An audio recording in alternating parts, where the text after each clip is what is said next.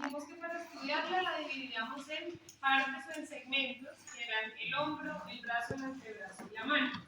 El hombro, también llamada cintura escapular, estaba formada por tres huesos. Un hueso que es un hueso largo que está ubicado de manera horizontal, ¿sí? O en dirección medio-lateral, que se llama la clavícula y se considera el único punto de unión entre la extremidad superior y el tronco, ¿sí?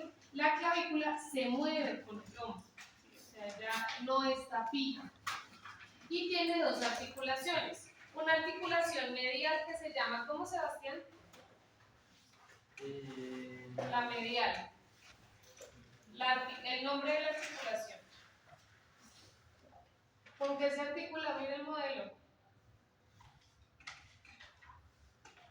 Con el vertebral. No, ¿qué dice el él? externo. La articulación externo, no externo. Es externo clavicular y una articulación lateral que se llama como, Ana, acromioclavicular. ¿Listo? Solo tiene una relevancia anatómica en la base que se llama la apófisis coronoides. De resto tiene una diáfisis que se llama cuerpo y dos extremos, un extremo acromial y un extremo external, que básicamente se relaciona con las dos estructuras con las cuales se articulan. El siguiente hueso es el omóplato, ¿cierto? También llamado escápula. Es un hueso grande, triangular, plano, que tiene ciertas relevancias anatómicas. Está sobre la cara posterior del tórax y se ubica entre la segunda y la séptima costilla. Más o menos esa es la extensión, ¿cierto? Entonces, ¿se acuerdan que incluso cuando veíamos dorso, teníamos que la espina de la escápula se relacionaba con qué? ¿Cuál qué? La espina de la escápula. Cuando yo palpaba acá, la espina de la escápula, y me venía acá hasta la línea media, ¿qué vértebra? C7. T3, porque la escápula empieza aproximadamente en T1, T2, la espina T3, y el ángulo inferior T7, el ángulo inferior de la escápula T7. Listo, entonces este hueso está ubicado en la cara posterior de la caja torácica y él se mueve también con el movimiento del hombro. Listo, ella se desplaza. ¿Cómo se desplaza? Con fascículos y fascias que le separan grupos musculares de otros. ¿Listo? Porque no hay un punto de anclaje. Es la encargada de conectar el húmero con la caja torácica o con la clavícula, ¿sí? Y formar entonces la articulación del hombro. Para poder ver sus relevancias anatómicas tuvimos que observarla en tres vistas, ¿cierto? Pero dentro de lo más importante tenemos la espina, ¿sí? Que es la relevancia anatómica que se puede palpar en la cara posterior. Yo la puedo palpar. En personas más delgadas a veces son muy visibles, pero incluso en personas con un contenido muscular importante o graso, haciendo cierta presión, yo puedo palpar la espina de la escápula.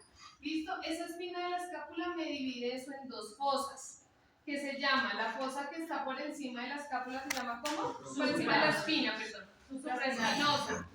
Y por debajo, intraespinosa. Por debajo de la espina. ¿Listo? Por la cara anterior vamos a tener la fosa subescapular, en la cara anterior. Esa fosa subescapular es completamente lisa, está relacionada con las costillas y no tiene ninguna relevancia anatómica en esa zona. O sea, es completamente lisa y casi un poquito cóncava. ¿Listo? Vamos a tener el acromion, que es el hueso que podemos palpar a nivel del hombro, pero sobre la parte superior, porque el de la parte anterior se llama ¿cómo? Apófisis Coracoides. ¿Se acuerdan que yo no le dije la caracoides? La coracoides, acá en el hombro lo podemos palpar. ¿Listo? Es como casi donde nos queda a las mujeres la tirita del brasier, ¿sí? Pero en la cara anterior, acá. ¿Listo? Esa es la apófisis coracoides. Importante por el músculo coracoides que vamos a ver y porque es origen de inserción, es origen del bíceps, de la cabeza corta del bíceps.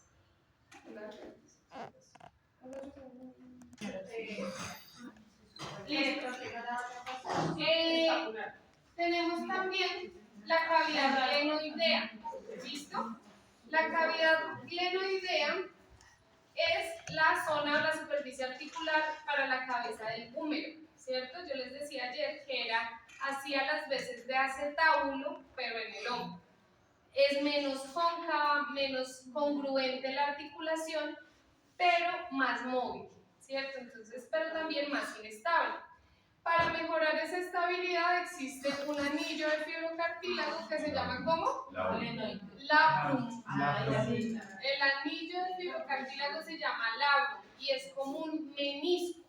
Es un anillo que hace que esa glenoide se vuelva un poquito más profunda y de esta manera sea un poquito más estable la articulación. ¿Listo? Entonces acá vamos a tener.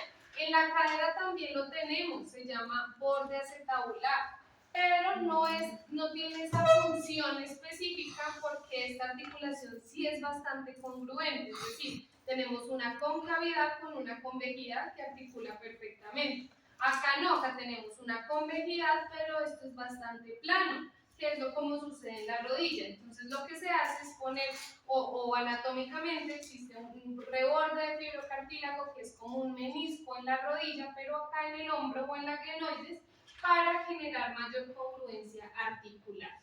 ¿Listo? Igual que todos los fibrocartílagos avasculares y aneurales, si se daña, la manera de repararlo es quirúrgica. ¿Listo? ¿Cómo se puede dañar? Con luxaciones permanentes del hombro que dañen ese reborde o ese empaque dentro del hombro. ¿Listo? Listo. Hablamos también entonces del húmero. El húmero es el hueso más largo de la extremidad superior. Es muy semejante en forma al fémur. Tenemos tanto la epífisis proximal como la epífisis distal. Tenemos un cuello humeral, ¿cierto? Y tenemos dos tuberosidades, como los trocánteres en el fémur, acá se llaman tuberosidad mayor o tuberosidad menor del húmero, ¿cierto? La tuberosidad mayor del húmero es lateral y se llama troquíter, y la tuberosidad menor del húmero es anterior y se llama troquín. ¿Listo? Esas son las dos tuberosidades. Importante porque ahí se insertan músculos muy importantes del hombro. Esas son las relevancias que tiene la epífisis proximal. En la diáfisis tenemos solo dos, que son la tuberosidad deltoidea y la corredera bicipital del húmero. ¿Listo? La corredera bicipital es como decir ustedes la línea áspera en el fémur. O sea, muy similar. Yo busco asemejarlo porque, como les mencionaba ayer, la extremidad superior, como no se practica tanto, a uno se le hace muy difícil, ¿cierto? Mientras que la extremidad inferior, como hace parte de la cotidianidad, de los ejercicios o los dispositivos que hacemos con mayor frecuencia, se practica más. En la extremidad superior no pasa, entonces yo busco cómo dejarle ciertas semejanzas. La corredera bicipital es muy similar a esa línea áspera y la tuberosidad deltoidea. ¿Listo? Acá vamos a tener entonces en la epífisis distal unas prominencias importantes. En posición anatómica tenemos los dos epicóndilos humerales, ¿cierto? Que es lo que yo puedo palpar medio lateralmente. El epicóndilo medial se llama ¿cómo? Tróclea. Epitróclea, sí señor, tiene toda la razón. Epitróclea. Y el lateral se llama epicóndilo. ¿Listo? Y las superficies articulares entonces se va a llamar la tróclea, la que se articula con el cúbito, y el cóndilo, el que se articula con el radio. ¿Listo? Que son las superficies articulares. Entonces el lateral, miren, en posición anatómica con el radio, ¿cierto? Que es la articulación del cóndilo, y la articulación de la tróclea con el cúbito. ¿Listo? En la cara posterior vamos a tener una fosa que es un huequito que se llama la fosa olecraneana, porque allí se encaja el olecranon del cúbito. ¿Listo? Entonces fosa olecraneana. Acá es un huequito y ahí se articula con el olecranon del cúbito.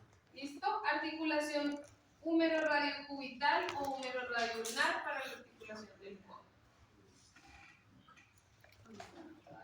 Movimientos, todos los ejes de movimiento para la articulación del Hombro, entonces igual, abducción, aducción, listo, flexión, extensión, rotación interna y rotación externa, o rotación externa y rotación interna. Esto es nuevamente evaluación cualitativa, ¿sí? La goniometría se aplica de otra manera en otras posiciones, también lo vamos a ver.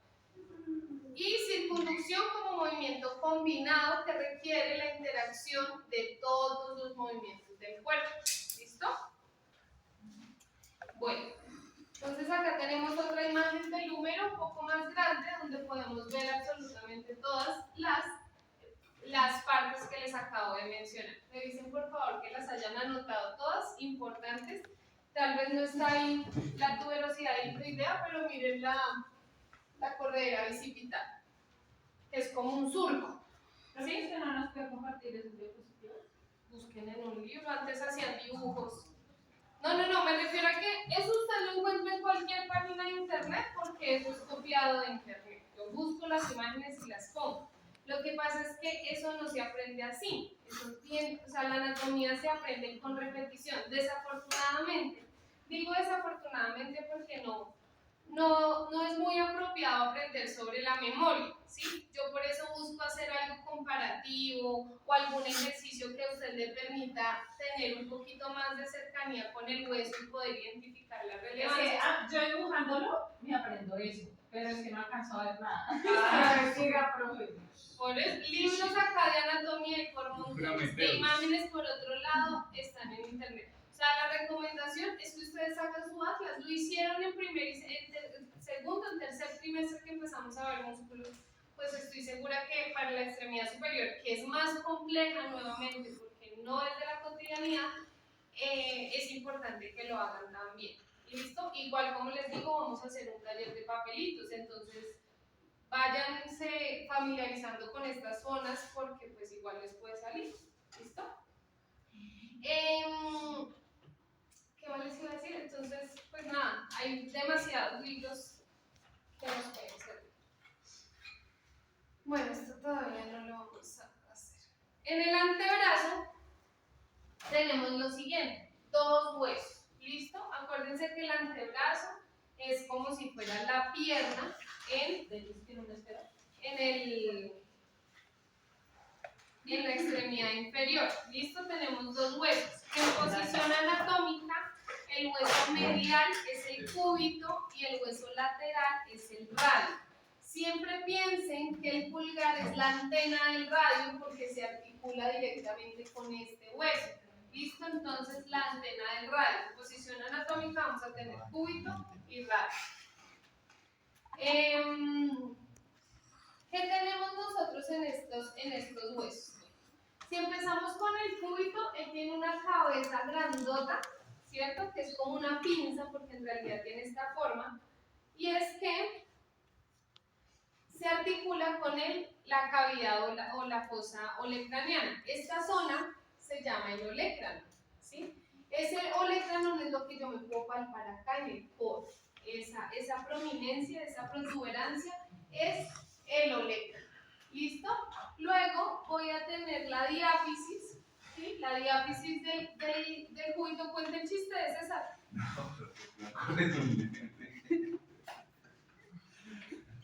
¿Que se ríe solo?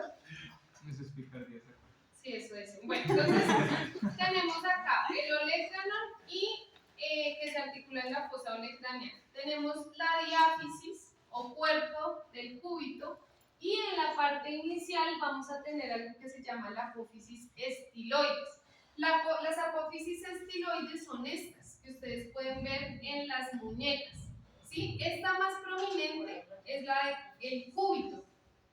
Nuevamente, la del cúbito. Nuevamente en posición anatómica. Recuerden que el cúbito es medial, el radio es lateral. Esta es la apófisis estiloides del cúbito, pero el radio también tiene. ¿Listo? Y la apófisis estiloides del radio casi no se ve, pero sí se puede sentir. Sí. ¿Listo? Casi no se ve, pero sí se puede sentir. Es mucho más. No es de la base, es más lateral. ¿Listo? Si ustedes ven, miren, es como una huesquita. Y en realidad las estiloides son Lo que son lo que en el pie sería ¿qué? Los coditos.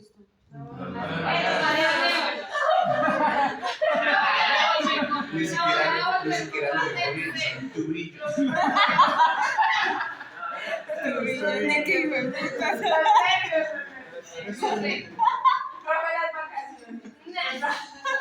Bueno, entonces resulta que las estiloides, tanto del radio como del cúbito, no, ya, pero ya lo conecté. Vamos a ver, bueno, las estiloides son lo que en el pie serían los maléolos y efectivamente funcionan como topes. ¿Listo? En la mano no hay inversión ni eversión. ¿Listo? Son otros movimientos que se llaman desviación cubital y desviación radial, que están limitados por las estiloides. Entonces, si ustedes ven la desviación cubital es más amplia con relación a la desviación radial, porque la desviación radial tiene un tope. Miren, la estiloides es mucho más larga o más abajo con relación a la estiloides cubital. Por eso acá puedo mucho, pero acá no puedo tanto. ¿Listo? Ahí intentamos, digamos que conocer o identificar los movimientos y asociarlos pues a la anatomía. Recordemos entonces que esta articulación es una articulación unida por tejido fibroso. También tenemos una membrana interósea que está entre estos dos huesos y la mantiene unida. Sin embargo, nuevamente en la extremidad superior vamos a tener movimiento de pronosupinación, que es el desplazamiento del radio sobre el cúbito. ¿Por qué el del radio sobre el cúbito? Porque el cúbito está fijado al húmero y no se puede mover, está fijado acá. ¿Listo? Entonces es el radio quien pasa por encima del cúbito y viceversa para realizar el movimiento de pronosupinación. ¿Listo? Otra cosa importante, articulaciones del antebrazo. ¿Cómo se llama? ¿Cómo se llama esta articulación? Húmero, radio cubital. No, solo del antebrazo. ¿Listo?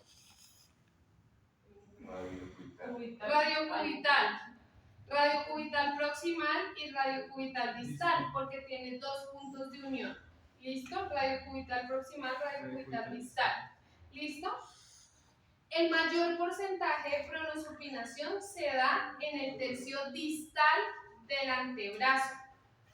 Entonces, ¿qué quiere decir? Que si un usuario, por ejemplo, lo amputan a nivel transradial, medio o proximal, la pronosupinación se va a limitar muchísimo.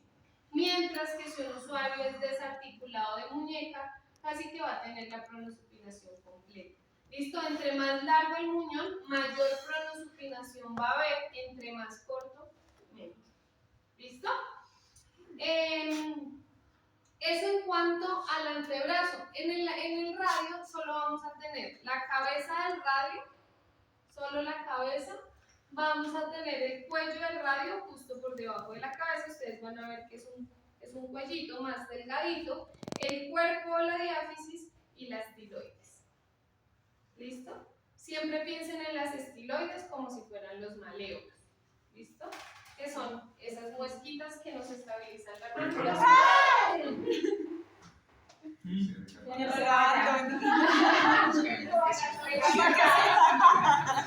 Viene muy chistosito usted.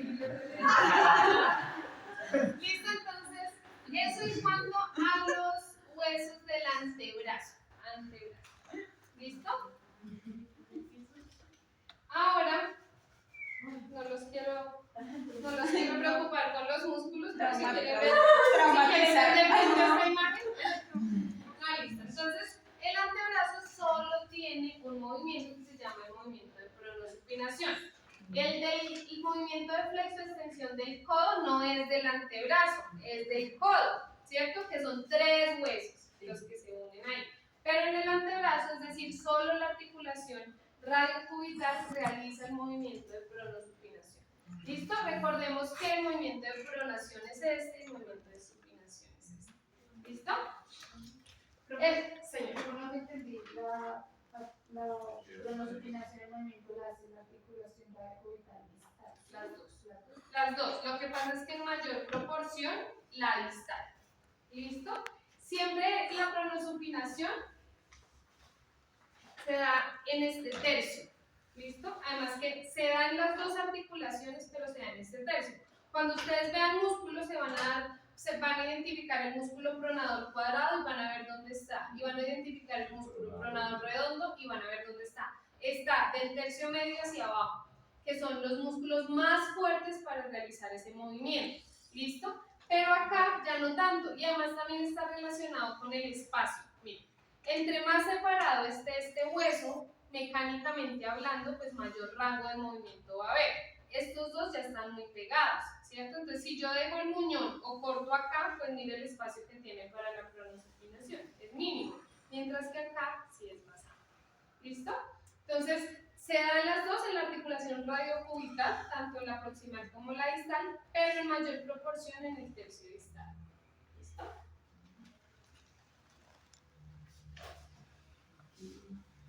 Bueno, la mano, pues es una estructura, como les digo, altamente especializada. ¿Listo? Al igual que el pie, está compuesta por huesos que se llaman los huesos irregulares en la región del carpo, metacarpos y falanges, que son huesos largos. O sea, los huesos irregulares, los del carpo, que son estos pequeñitos, mírenlos acá. Que serían como los huesos del tarso. Que serían como los huesos del tarso en el pie. Vamos a tener metacarpos, que serían como los metatarsos del pie, pero son huesos largos. O sea, estos son epífisis, diáfisis. En cambio, estos son pequeños, son irregulares. Y las falanges, ¿listo? Que ustedes ya las conocen, falange proximal, falange media y falange distal. ¿Listo? También vamos a tener, ¿cuántas falanges? Sí. ¿Sí? No más. 5 por 3, 14 falanges, porque tenemos igual dedos trifalángicos y el primer dedo es bifalángico, igualito que en el pie. ¿Listo? Solo que las falanges en la extremidad superior son más largas, ¿cierto? Por eso nuestras manos son más largas, nuestros dedos son más largos, y pues obviamente el paquete muscular es muchísimo más extenso. Por eso nos da la precisión y realizar movimientos completamente finos. Entonces, esta mano pues tiene unas funciones de destreza, precisión importantísimas. ¿Listo? Por eso es que les explicaba yo ayer, una estructura altamente compleja. Normalmente los ortopedistas se especializan en mano, las fisioterapeutas se especializan en rehabilitación de miembro superior, porque es bastante complejo. Ustedes como ortoprotecistas van a interactuar con el segmento o con la extremidad superior en diferentes medidas, haciendo elementos de baja complejidad, como por ejemplo las férulas de posición funcional, para los usuarios que han tenido secuelas de accidente cerebrovascular, traumas raquimedulares y que necesiten un cierto posicionamiento. ¿Listo? Otra opción es desde el punto de vista de la protésica, ¿cierto? Que ustedes puedan intervenir en la elaboración y adaptación de prótesis de la extremidad superior, desde prótesis para parciales de mano, como prótesis para desarticulados de muñeca, transradiales, transhumerales, desarticulados de codo, etc. ¿Listo? Es menos frecuente, pero es un campo de acción interesante. Y la otra opción es a través de férulas dinámicas para la extremidad superior. Hay muchos accidentes que dañan la extremidad superior, ¿cierto? Y que se llevan el paquete muscular o tendinoso. Por ejemplo, en los pueblos se ve mucho y hacia las fiestas de los pueblos o hacia las fiestas decembrinas se ve más.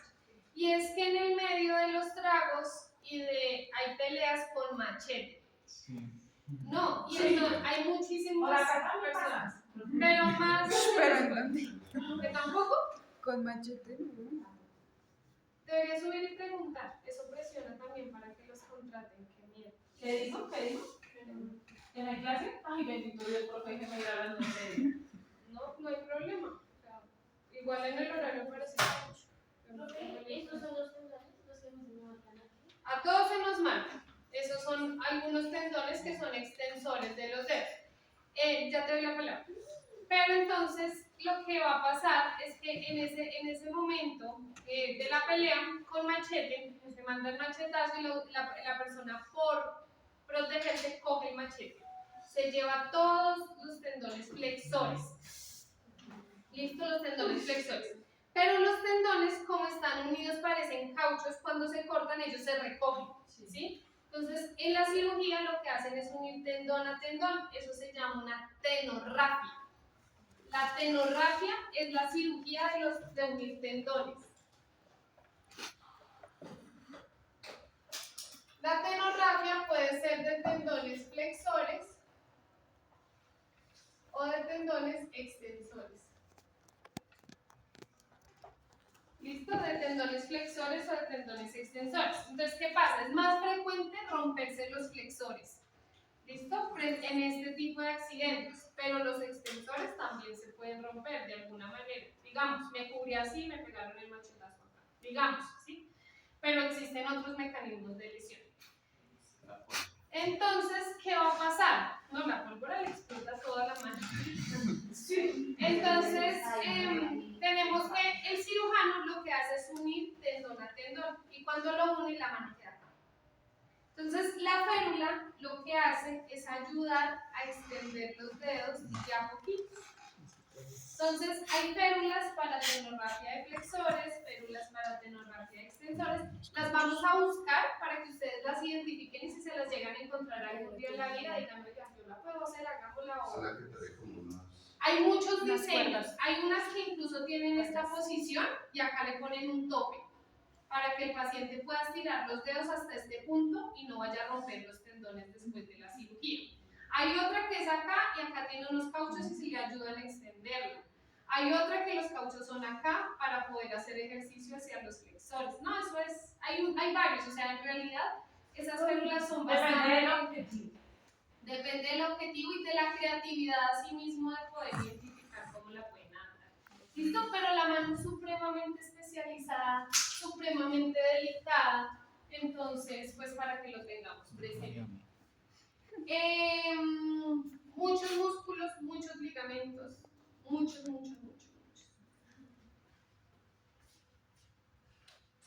A nivel del hueso, de huesos, vamos a tener 8 huesos del carpo, 8 huesos del carpo, 5 metacarpianos y 14 palangres. Eso es lo que tenemos en la mano. En la mano, aprenderse los huesitos es un poquito más difícil, por eso necesito que hagan el dibujo. Hagan el dibujo para que se los aprendan. ¿Por qué? Porque como son tan chiquiticos y aquí no hay arcos, cuando nosotros aprendemos arcos del pie, aprendemos posicionamiento e identificamos los huesos más fácil, pero acá no hay arcos. Acá, desafortunadamente, nos toca como en memoria. Entonces, vamos a tener los huesos de la mano, ¿listo? Normalmente ahí no están escritos para aprendérselos con mnemotecnia, pero se los voy a decir para la próxima clase para que se los aprendan con mnemotecnia, formando una C en la mano. ¿Listo? Yo empiezo por trapecio siempre, ¿sí? Que es básicamente el hueso del primer dedo. Trapecio, trapezoide, grande, ganchoso, piramidal, pisiforme. Pero Parece que Nos quedó grande el espacio. Pero es hacia arriba o hacia abajo. no, la C. La... Mira, trapecio, trapezoide, hueso grande, hueso ganchoso, piramidal, pisiforme y semilunar escafoide. O sea, formando como una C inversa. Pero bueno, eso lo vamos a hacer o no lo vamos a aprender más adelante. Primero tenemos que identificarlos. ¿Listo? Y para eso deben hacer el dibujo. Entonces, esa es una tarea. Hay otros, por ejemplo, otros tipos de dibujos como estos. No, es lo mismo. Pero más caricaturesco. ¿Listo? Este es más anatómico y este es más caricaturesco. Trapecio. Entonces es importante que hagan el dibujo para que aprendan, ¿sí ven? Entonces acá empezamos con trapecio, trapezoide, grande, ganchoso, piramidal, pisiforme, semilunar y escafoides. Es como si fuera una C invertida. será hasta chévere. Entonces es importante que se los empiecen empiecen a aprender. Profe, digamos es más difícil, muy difícil de palparlos. Sí, el que se puede palpar más fácil, tal vez el escafoides. El biciforme también, pero porque él está encima del piramidal. Pero el hueso grande difícil, son pequeñitos, es que son tal cual ustedes los están viendo ahí. ¿Qué les cuento yo? El hueso que más se fractura en la mano se llama el escafoides, perdón, el escafoides. Es el hueso que más se fractura en la mano. Y se fractura en la mano porque si ustedes ven el escafoides, él se articula acá con el radio, ¿sí? Y cuando uno se cae, lo que apoya es la mano sobre el radio, eso es un vector de fuerza directa y el que lo recibe es el escafoides. Ese es el hueso que más se fractura de la mano, sobre todo cuando hay caídas donde uno pone la mano.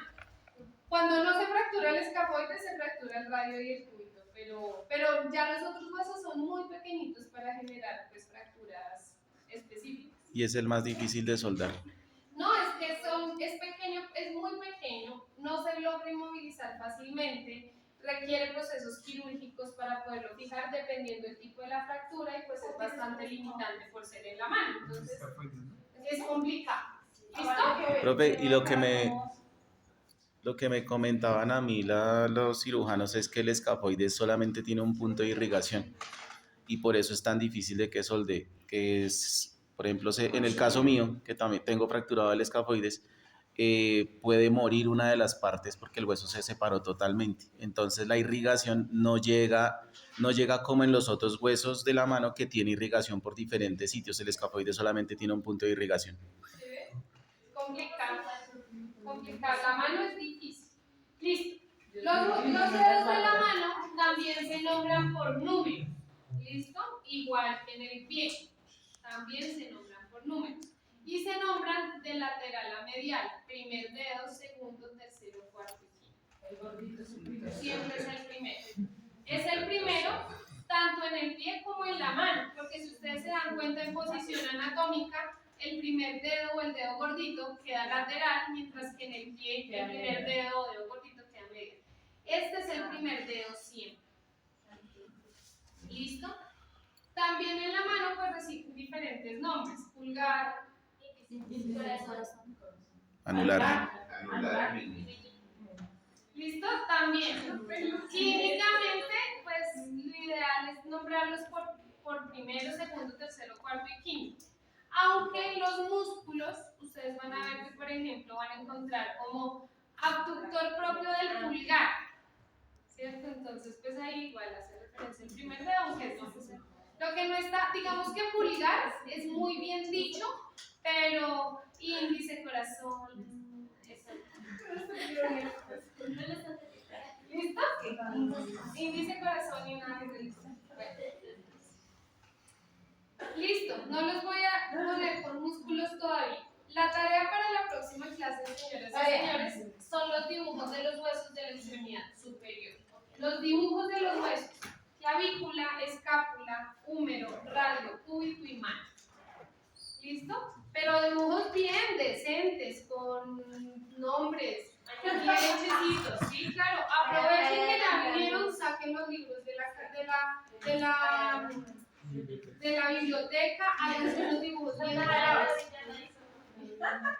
¿Quién hizo eso? Va a tocar que lo borre, señora Gabriela, porque no se puede escribir. Pero solo arte. ¿Listo, chicos? Una vez hagamos eso, continuamos con músculos y ahí sí empezamos con músculos. ¿Por qué? Porque ustedes ya saben. No, y ustedes saben que las zonas de los huesos se tienen que identificar para poder hablar de orígenes e inserciones. Si no sabemos cuáles son las zonas de los huesos, pues no podemos hablar de orígenes e inserciones. Sí. La tarea está. ¿Para mañana? Sí, porque mañana tenemos clase, yo no tengo clase, creo que nos haya quedado ¿listo? Entonces mañana hablamos de músculos. Aprovechen, como les digo, que ya están acá, saquemos los libros de la biblioteca, háganse los dibujos y se van para su casa. Lili alcanza fácilmente. Tienen que ser los 9:30, relájese, haga la tarea, porque fijo llega a la casa, trabaja, la niña, no hace nada. No, yo es que Ay, Dios mío. Y en buena onda, si se pudiera, de verdad, es que le pregúntale porque no, o sea, como que para que él también funcione. Ay, también yo Como le digo, yo